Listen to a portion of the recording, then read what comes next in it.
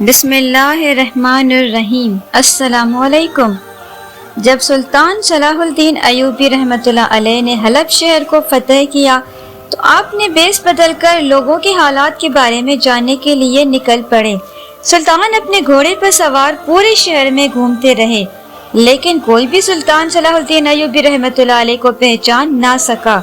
لیکن جب بھی سلطان کسی بات کرتے تو وہ لوگ بڑے حیران ہوتے کہ ایک عام آدمی لہجے میں اتنا روب دبدبا اور دہشت لیے ہے، لیکن کوئی بھی یہ نہ پہچان سکا کہ اس چھپے ہوئے بھیس میں ان کا اپنا سلطان صلاح الدین ایوبی ہے۔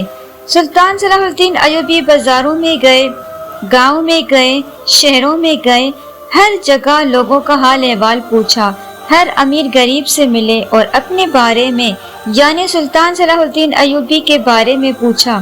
لوگوں کے اپنے سلطان کے بارے میں خیالات سن کر سلطان صلاح الدین ایوبی دلی طور پر بہت خوش ہوئے، لیکن ایک بات جو سلطان صلاح الدین ایوبی کو بہت پریشان کر رہی تھی وہ یہ بات تھی کہ حلب شہر کے زیادہ تر لوگ غریب تھے اور ان کے لیے 2 وقت کی روٹی بھی حاصل کرنا بڑا دشوار تھا۔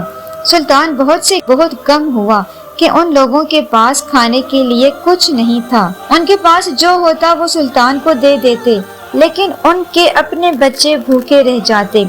سلطان صلاح الدین ایوبی ان کی تھوڑی بہت مدد کر دیتے اور وہاں سے رخصت ہو جاتے۔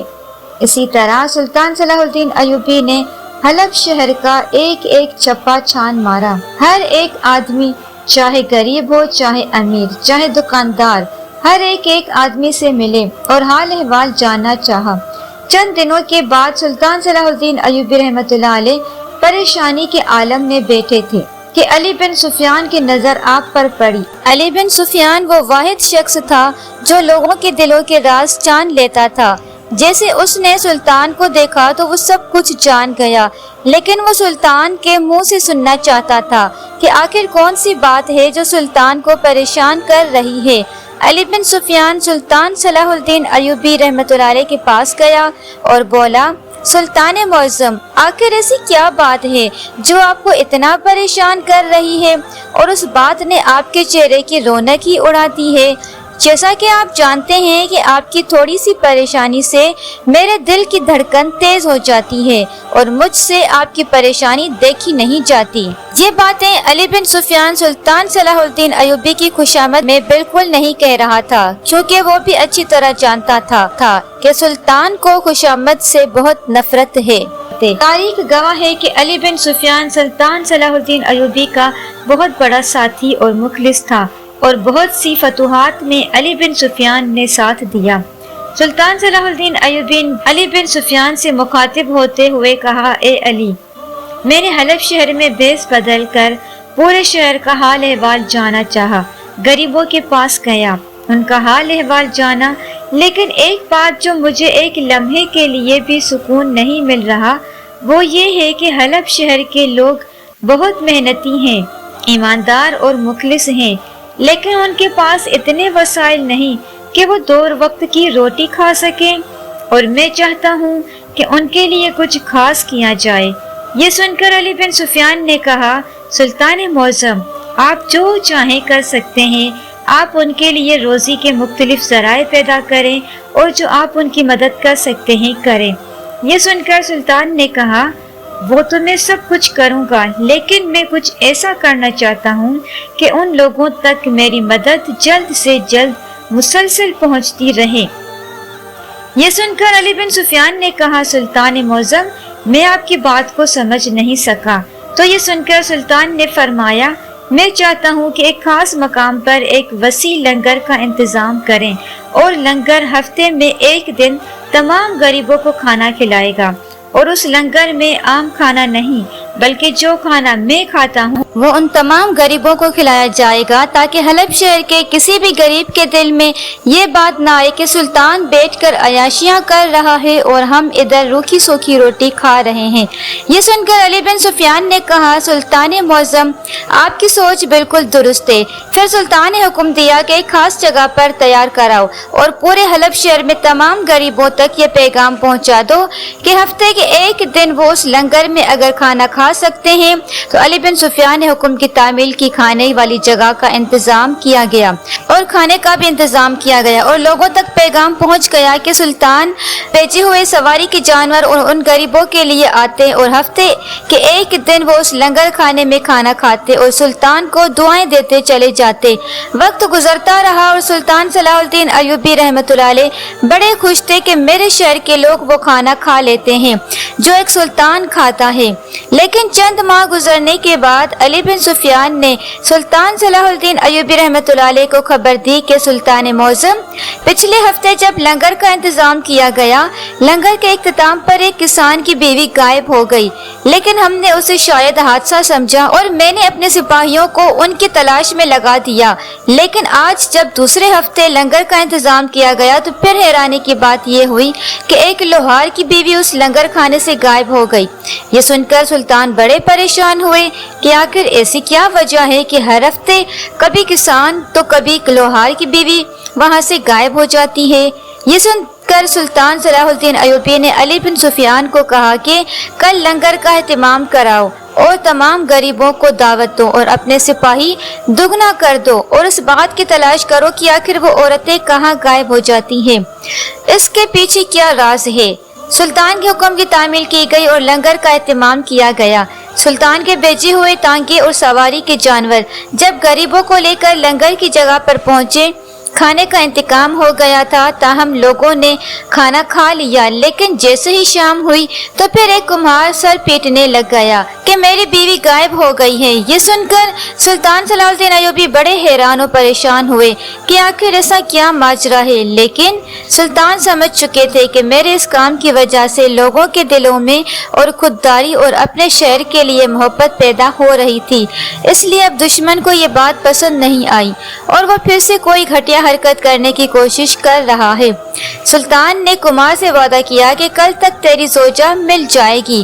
اگلے دن پھر لنگر کا اہتمام کیا گیا اور اب سلطان سوچ رہا تھا کہ آخر وہ عورتیں کہاں جا رہی ہیں، اتنے سپاہیوں کے باوجود یہ سب کیسے ممکن ہے۔ تھوڑی دیر سوچنے کے بعد سلطان صلاح الدین ایوبی نے بیس بدلا اور ایک سپاہی کے بیس میں لنگر کھانے میں دروازے پر کھڑے ہو گئے۔ سلطان صلاح الدین کی نظر چیل سے بھی زیادہ تیز تھی۔ سلطان نے لنگر کھانے کے دروازے پر سپاہیوں کے ساتھ کھڑے ہو گئے اور لوگوں پر نظریں جما لی، جس طرح شاہین اپنے شکار کو دیکھتا ہے۔ تھوڑی دیر گزری کہ ایک عورت لنگر کھانے کے اندر گئی، جس کے چلنے کا انداز، اس کی آنکھیں بالکل مشکوک لگ رہی تھی، لیکن اس کو کوئی عام آدمی نہیں پہچان سکتا تھا، لیکن سلطان نے اس کو پہچان لیا۔ لیکن ابھی سلطان چاہتا تھا کہ اس کو رنگے ہاتھوں پکڑا جائے۔ سلطان صلاح الدین ایوبی نے اس کو اندر جانے دیا۔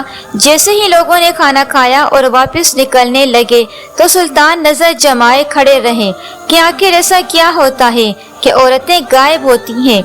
تھوڑی ہی دیر گزری تھی کہ وہی عورت بیس بدل کر ایک تھیلے میں کوئی چیز کپڑے کے نیچے رکھ کر جا رہی تھی۔ سلطان صلاح الدین ایوبی نے اس عورت سے پوچھا کہ اس تھیلے میں کیا ہے اور تم یہاں کیا کرنے آئی تھی؟ تو اس عورت نے کہا، سلطان کو ایک عام سپاہی سمجھتے ہوئے کہا، یہ میری بوڑھی ماں ہے اور میں اس کو اس عظیم لنگر میں کھانا کھلانے آئی تھی۔ یہ سن کر سلطان سمجھ گیا کہ یہ کوئی بوڑھی عورت اس ٹھیلے میں نہیں بلکہ اس غریب کسان یا کمار کی بیوی ہوگی اور وہ خاتون اس کو چالاکی کے ساتھ لے جا رہی ہے۔ تھوڑی ہی دیر گزری، سلطان صلاح الدین نے اس عورت کا پیچھا کرنا شروع کر دیا۔ سپاہی اس وقت اس عورت کی تلاش لینے لگے تھے، لیکن سلطان نے منع کر دیا۔ سلطان اس عورت کا پیچھا کرنے لگے اور وہ عورت ایک سنسان جگہ میں چلی گئی اور سلطان بھی اس کا پیچھا کرتے رہے۔ وہ عورت ایک جنگل میں جا پہنچی اور ایک غار میں گھس گئی۔ سلطان نے اپنے نیام سے تلوار نکالی اور اس غار میں گئے۔ جیسے ہی سلطان غار میں گئے تو دیکھا کہ پہلے سے وہاں 3 عورتیں رسی سے بندھی ہوئی تھی اور وہ خاتون چوتھی عورت جو بے ہوش تھی، خاتون تھیلے سے نکال رہی تھی۔ سلطان صلاح الدین ایوبی نے اس عورت کی گردن پر تلوار رکھی اور پوچھا کہ تم کیا کر رہی ہو؟ تم گاؤں کی عورتوں کو اغوا کیوں کر رہی ہو؟ اس خاتون نے کہا تم کون ہو اور تم یہاں کیسے آئے ہو؟ ابھی وہ خاتون سلطان سے ڈرے ہوئے لہجے میں پوچھ رہی تھی کہ ادھر باندھی ہوئی دو عورتوں کے منہ سے نکل گیا کہ اے ہمارے سلطان، ہم آپ کو دیکھنے کے لیے ترس گئی تھی، ہمیں آپ سے ہی امید تھی کہ ایک نہ ایک دن آپ ہی ہمیں بچانے آئیں گے۔ جب اس خاتون نے سنا کہ یہ سلطان صلاح الدین ایوبی ہے تو اس کے ہاتھ کانپنے لگے اور وہ سلطان کی تلوار کو دیکھ کر اور وہ خاتون سلطان کے سامنے ہاتھ باندھے کھڑی ہو گئی اور کہا سلطان معظم، میں سب کچھ سچ سچ بتاتی ہوں، آپ میری جان بخش دیجئے۔ سلطان نے جان بخشی کہ وعدے پر اس سے ساری سچائی پوچھی تو اس نے بتایا کہ آپ کے دشمن جب سے آپ نے یہ شہر فتح کیا وہ اس طاق میں تھے کہ کس طرح سے فتح کیا جائے، لیکن دن بدن اس شہر کے لوگ پہلے سے زیادہ خوددار، حب الوطن اور آپ کے گیت گا رہے تھے۔ یہ بات آپ کے دشمن کو پسند نہیں آئی اور اس لیے اس نے یہ کام سر انجام دیا تاکہ لوگوں کے دلوں میں خوف بیٹھ جائے اور اس واقعے سے سلطان کی بے حد بدنامی ہوگی اور حلب شہر کے لوگوں کا سلطان صلاح الدین ایوبی پر سے اعتبار اٹھ جائے گا اور دشمن کو اس دوبارہ فتح کرنے کے لیے آسانی ہوگی۔ یہ سن کر سلطان صلاح الدین ایوبی نے اپنی تلوار ہوا میں لہراتے ہوئے نعرہ بلند کرتے ہوئے کہا کہ جب تک سلطان کے جسم میں آخری سانس بھی ہے میرے دشمن میرے فتح کیے گئے ایک بھی قلعے کو ہاتھ نہیں لگا سکتا۔ اس کے بعد سلطان صلاح الدین ایوبی رحمۃ اللہ علیہ نے اس عورت کی مدد سے اپنے دشمن تک جا پہنچے اور ان کو انجام تک پہنچا دیا۔